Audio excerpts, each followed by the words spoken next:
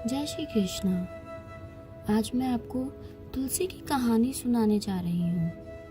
माना जाता है कि अगर तुलसी की पूजा के बाद तुलसी की कहानी सुनी जाए तो उसका 2 गुना फल मिलता है। तो चलिए शुरू करते हैं माता तुलसी की कहानी। एक डोगरी थी।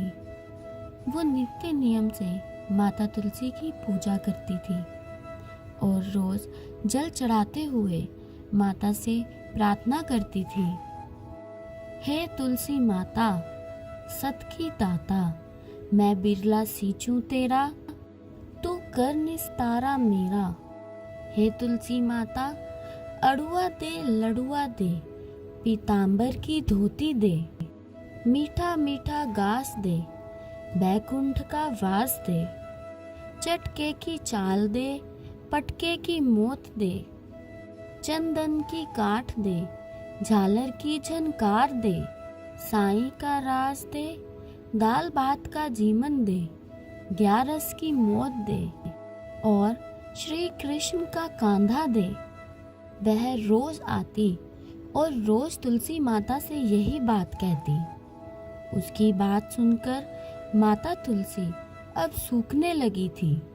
यह सब कुछ देखकर एक दिन श्री हरि आए और माता तुलसी से बोले, हे तुलसी, इतनी औरतें तुम्हें सींचती हैं, मीठा भोग लगाती हैं, मधुर गीत सुनाती हैं, फिर भला तुम क्यों सूख रही हो?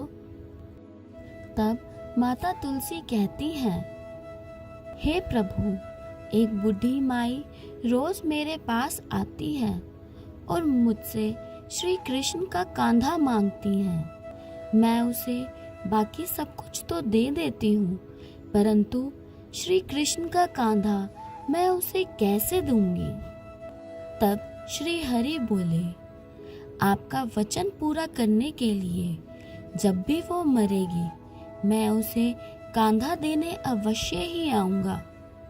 जब वह बूढ़ी माई पर लोग सिधार गए तो आसपास के सब लोग उसे शमशान ले जाने के लिए इकट्ठा हो गए, परंतु बूढ़ी माई तो इतनी भारी हो जाती है कि कई लोगों के उठाने के बाद भी नहीं हिल पाती।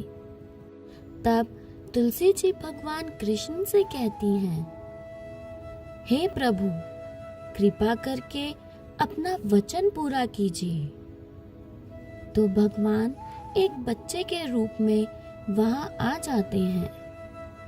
अब जैसे ही श्री हरि भीड़ को पार करके बुढ़िया के पास पहुंचते हैं तो बुढ़िया माई के कान में कहते हैं, हे माई, मैं आ गया हूँ, तू अड़वो ले गड़वो ले, पीतांबर को पेरन ले, श्री कृष्ण भगवान की खान ले, बैकुंठ को वास ले। इतना सुनते ही बुढ़िया की देह हल्की हो जाती है और भगवान श्री कृष्ण अपने कंधे पर उठाकर बूढ़ी माई को बैकुंठ ले जाते हैं।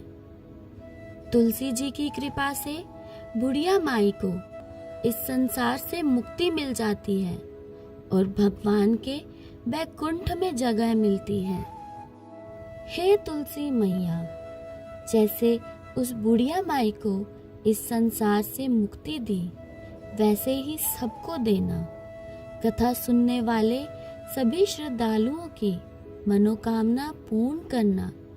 कथा अधूरी हो तो पूरी करना, पूरी हो तो मान करना।